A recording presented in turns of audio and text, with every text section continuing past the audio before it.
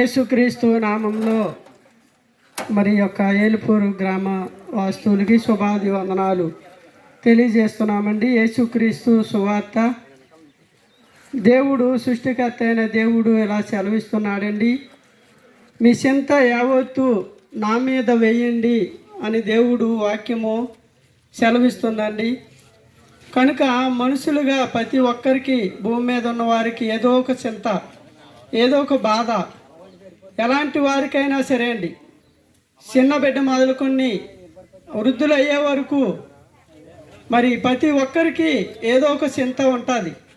కనుక చింత నుండి విడుదల పొందాలి అంటే, ఆ చింత, ఆ బాధ నుండి విడుదల పొందాలంటే మీ చింత యావత్తు నా మీద వేయండి అని అంటున్నాడు. ఎందుకంటే చింతలు తీర్చే దేవుడు అండి, బాధల నుండి విడిపించే దేవుడు. కనుక దేవుడు మరి యొక్క ఆయన మీద వేయమంటున్నాడు చింత. ఆయన పోషించే దేవుడు అండి.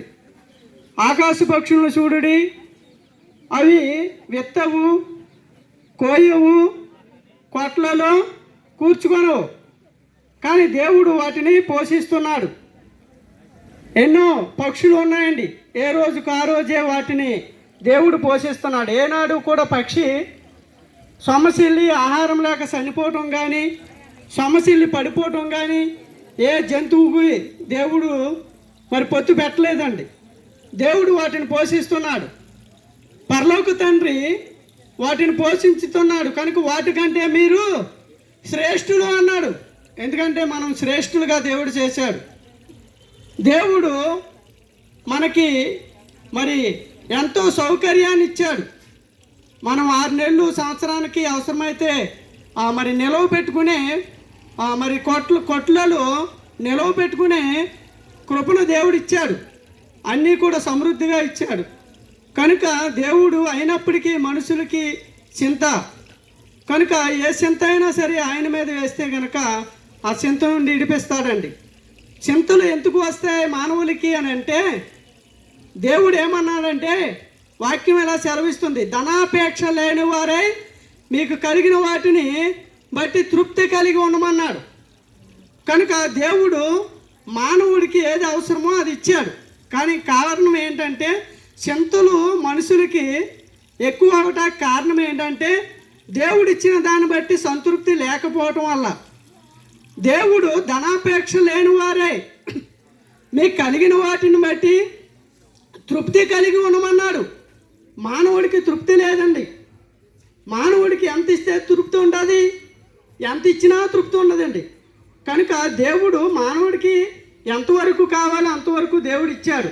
మానవుడికి కావలసింది ఆహారము, ఆరోగ్యము, వస్త్రము, మరి వీటికంటే ఏదీ లేదండి.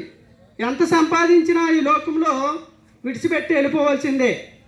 ఒక భక్తుడు అంటాడు, నేను తల్లి గర్భంలో నుండి ఒట్టిగా వచ్చాను, ఒట్టిగానే నేను వెళ్ళిపోతాను, ఏమీ తీసుకెళ్ళను.